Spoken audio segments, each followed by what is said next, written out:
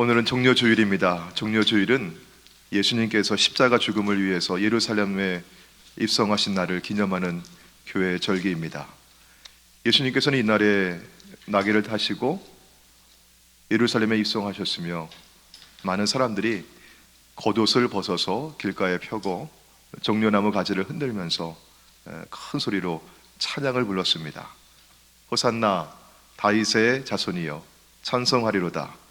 주의 이름으로 오시는 이여 가장 높은 곳에서 호산나.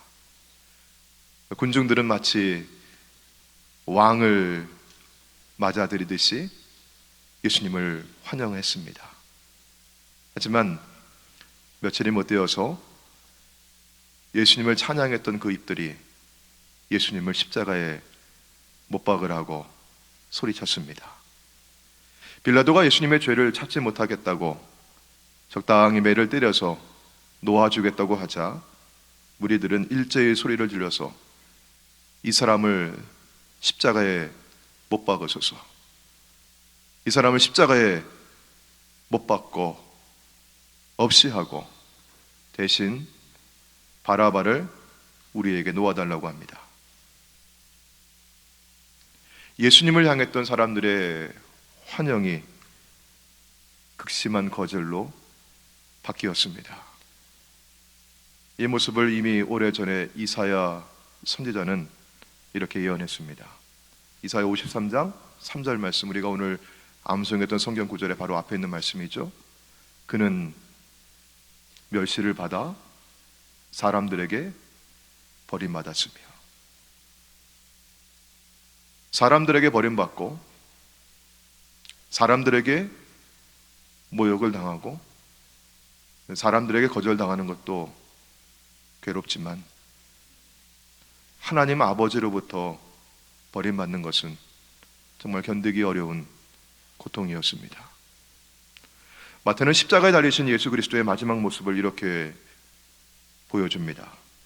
마태복음 27장 46절 말씀에 제90쯤에 예수께서 크게 소리질러 이르시되 엘리 엘리 라마 사박다니 하시니 이는 것 나의 하나님 나의 하나님 어찌하여 나를 버리셨나이까 하는 뜻이라. 하나님은 예수님을 거절하셨습니다. 예수님을 받아들이기를 거부하셨습니다.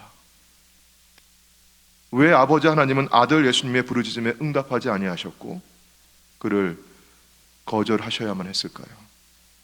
바로 이것이 하나님께서 십자가에서 인간의 죄를 다루시는 방식이었고 십자가에서 교환을 이루시는 방식이었기 때문입니다. 예수님을 거절하셔서 예수님을 사망에 내어주심으로써 예수님은 내게서 죄와 사망과 어둠에 속해 있는 모든 더러운 것들을 다 거두어 가셨고 대신 내게는 하늘에 속해 있는 모든 신령하고 아름답고 선한 것들을 부어주셨습니다.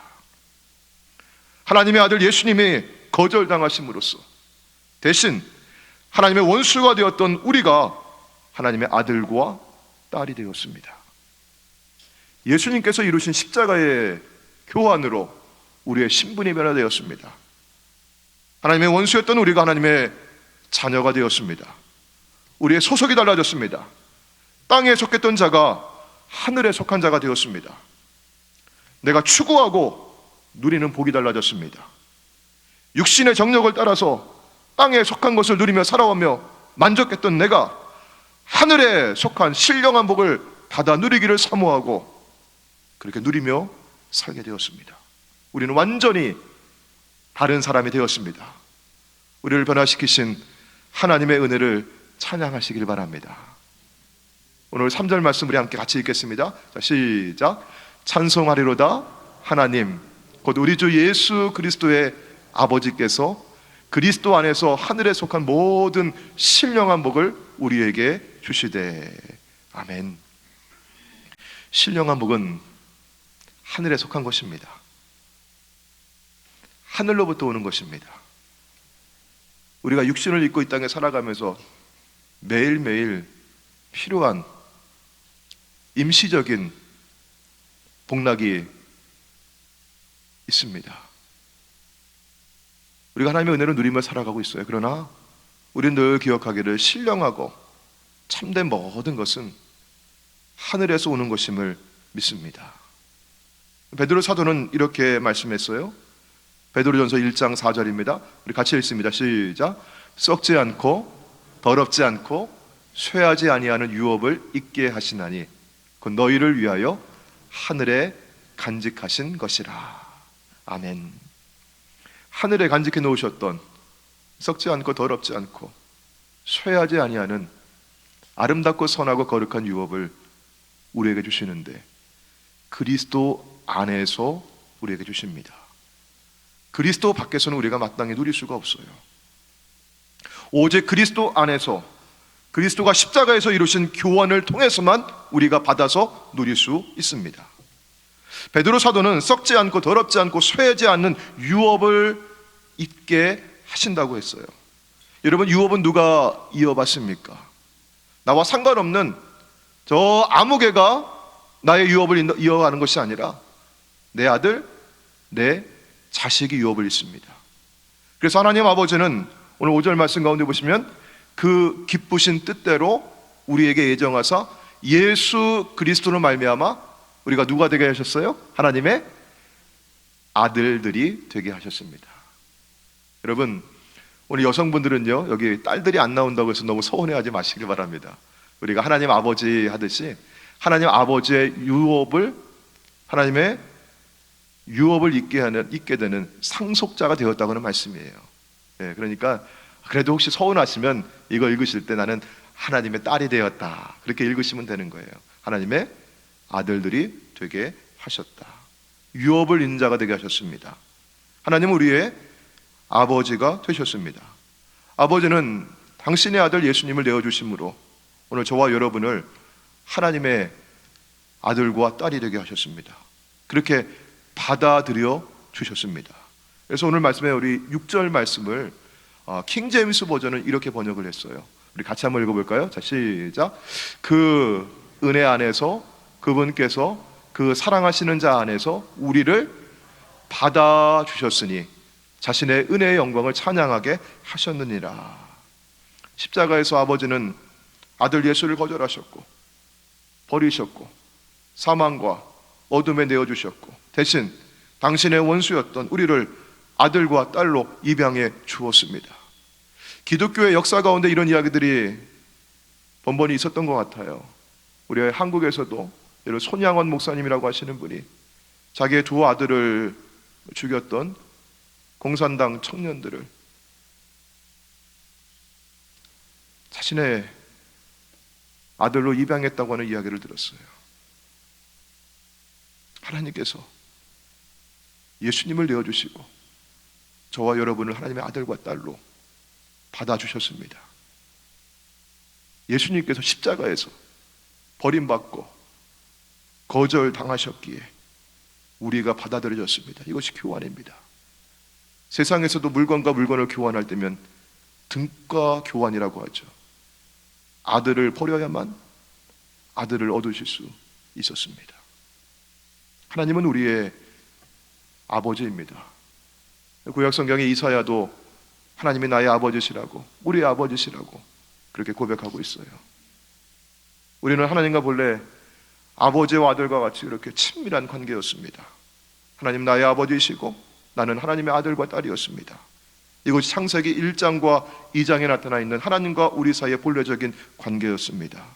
부모와 자식이 서로 살아가면서 한 집에서 정을 나누면서 그렇게 살듯이 우리가 하나님과 친밀한 관계와 사랑을 나누면서 에덴 동산에서 함께 살기를 원하셨고 기뻐하셨습니다. 하나님과 나의 관계는 사랑스러운 부모와 자녀의 관계였습니다. 아버지와 아들, 어머니와 딸이 서로 사랑하고 의지하며 기쁘게 살아가듯이 하나님 우리와 그렇게 함께 하기를 원하셨어요. 그런데 여기에 죄가 들어오고 하나님과 나의 관계는 깨어졌습니다. 하나님의 원수가 되어서 마귀에게 속하여 어둠 속에서 방황하며 헤매며 살아왔습니다. 그런데 이 어두움에 한 줄기 밝은 빛이 비추어 옵니다. 왠지 나는 그 빛을 따라가고 싶어져요. 예수 그리스도의 십자가에서 뻗어오는 생명의 빗줄기입니다. 이 빛이 나를 아버지께로 인도해 갑니다. 나를 아버지께로 인도하고 이끌어가는 것, 그 길과 진리와 생명은 오직 예수 그리스도이심을 믿으시길 바랍니다. 하나님은 예수 그리스도 안에서만 나를 받아주실 수 있습니다. 왜냐하면 나를 대신해서 아들 예수님을 거절하셨기 때문입니다.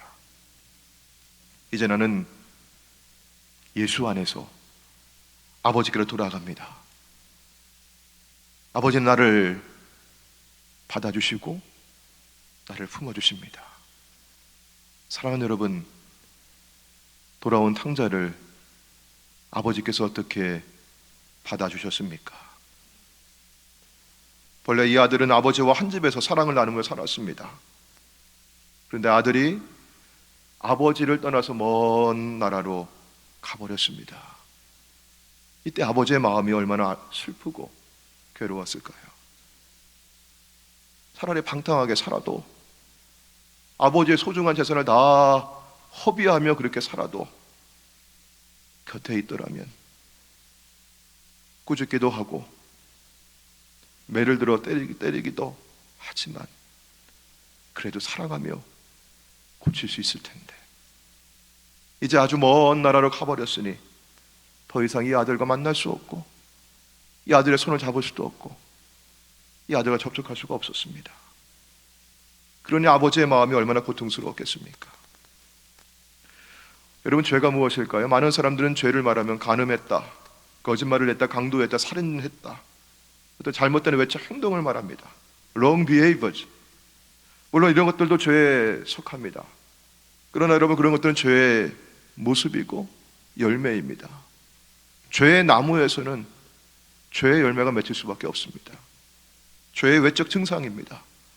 그렇다면 죄의 나무는 왜 죄의 나무일까요? 죄의 나무에 뿌리가 있습니다. 예수님이 말씀하시는 가장 근본적인 의미의 죄는 하나님과 완전히 분리된 인간의 상태입니다. 하나님과 완전히 끊어져 버린 broken relationship입니다. 신앙도 relationship이고 죄도 relationship입니다. 아버지를 떠나서 먼 나라에 가서 혼자 사는 것처럼 하나님을 떠나서 하나님 없이 살아가는 것이 바로 죄입니다. 그가 아무리 윤리적으로 도덕적으로 바른 생활을 하려고 하고 행동을 하려고 해도 그것이 문제가 아닙니다. 하나님과의 관계가 완전히 단절된 상태에서 이것이 하나님 보시기에 죄입니다. 근본적인 의미의 죄는 행동 이전에 하나님과 분리된 관계였습니다. 하나님과 분리된 관계 속에서 하나님 없이 살아가는 것이 죄입니다. 하나님 보시기에 죄인은 큰 죄를 지었고 흉악한 범죄자가 아닙니다. 하나님을, 나를 창조하신 그 하나님을 내가 인정하지 아니하고 하나님과 아무 관계없이 그냥 그렇게 내 멋대로 살아가는 것이 죄인입니다. 아버지를 떠나서 먼 나라로 가는 아들의 생활은 방탕할 수밖에 없습니다. 하나님을 떠난 사람도 그와 같습니다. 방탕하게 살았던 둘째 아들은 얼마 못 되어서 굶주리게 되었습니다. 모든 것이 부족했지요. 삶이 불만스럽고 무의미하고 허무하게 느껴졌습니다. 결국 나는 여기에서 굶주려 죽는구나, 이런 탄식이 나옵니다. 하지만 이 아들이 맨 처음부터 불행했던 것은 아니었습니다. 아버지의 집에서 나오면서 오히려 그는 야, 이제 불행 끝, 행복 시작이다, 그렇게 생각했을 겁니다. 아버지로부터 받은 재산이 남아있을 때에는요, 돈 쓸 때에는, 건강할 때에는 아쉬움을 느끼지 않았을 겁니다. 하지만 아버지의 재산을 다 허비한 후에 가난과 불행과 두려움이 찾아왔습니다. 이 비유 속에 등장하는 아버지가 하나님이시고 그 아들이 우리 자신, 우리 인간이라고 한다면, 여러분, 우리가 하나님으로부터 물려받은 재산은 무엇일까요? 그것은 하나님 주신 생명입니다. 젊었을 때에는 건강할 때에는, 능력이 있을 때에는요, 하나님 믿지 않아도 별로 아쉬운 게 없습니다. 오히려 하나님 믿는다고 하면 어리석게 느껴지고, 하나님을 의지한다고 하면 그 사람은 무능력한 사람이라고 여깁니다. 하나님께 얽매이거나 간섭받는 것이 싫기 때문에 하나님을 떠나고 찾을 생각조차 안 합니다. 오히려 하나님을 못마땅하게 여깁니다. 왜 자꾸 내 삶을 간섭하려고 하는지요? 하나님께 축복을 받아 살기를 기대하는 것은 무력하고 게으르고 요행을 바라는 사람들의 변명이라고 생각합니다. 그러나 하나님 주신 재산, 이 생명이 모두 다 허비될 때가 있습니다. 지금 아무리 건강한 사람도, 아무리 젊은 사람도, 이제 갓 태어난 어린 아기라 할지라도 언젠가는 그 생명의 심재가 꺼질 때가 있습니다. 건강도 사라지고 물질도 사라지고 인생의 마지막에 가까워지면 이 아들과 같이 크게 후회하던 것이 우리의 인생이었습니다. 집 나간 아들은요, 나는 여기서 굶어 죽는구나 하며 탄식합니다. 이것이 바로 죄의 마지막 모습입니다. 하나님 없이 살아가는 사람들의 최의 모습은 사망입니다. 사도 바울은 로마서 6장 23절 말씀 가운데, 우리 지난주 암송 말씀이죠, 다시 한번 암송해 볼까요? 죄의 삭은 사망이요, 하나님의 은사는 그리스도 예수 우리 주 안에 있는 영생이니라. 하나님 아버지의 집을 떠나 사는 사람들의 마지막 결과가 죽음이고, 예수 그리스도 안에 있는 사람의 받을 은사는 영생입니다. 죽음을 눈앞에 두고서야 이 아들은 정신이 번쩍 들지요. 내 아버지 집에는 종들이 많이 있는데 그 종들도 이렇게 배고프진 않은데, 먹을 것이 남아도는데 나는 여기서 배가 고파 굶어 죽는구나. 아버지의 집에서 풍족하게 살았던 자신의 모습을 그리워하면서 돌아가고 싶은 마음이 듭니다. 그러면서 내가 하늘과 아버지 앞에 큰 죄를 지었노라고 자신의 잘못을 깨닫고 죄를 뉘우치며 후회합니다. 그리고 죄를 고백하면서 용서받으려고 하죠. 하지만 여러분, 그 아들의 마음 가운데는 여전히 죄책감과 수치심이 남아 있습니다. 내 죄를 아버지가 용서해 주실까? 안 될 거야. 과연 돌아갈 수 있을까? 내가 무슨 염치로 아버지 앞에 가서 아들이라 말할 수 있을까? 거절당할까 두려워합니다. 그냥 종으로라도 좀 써달라고, 밥일만 굶지 않게 먹여달라고 매달려야겠다, 이런 마음이었겠죠. 이제 아들은 아주 중대한 결정을 내립니다. 오랫동안 머물러 살던 그 죄의 자리, 일어나서 용감하게 길을 나섭니다. 아버지께로 갑니다.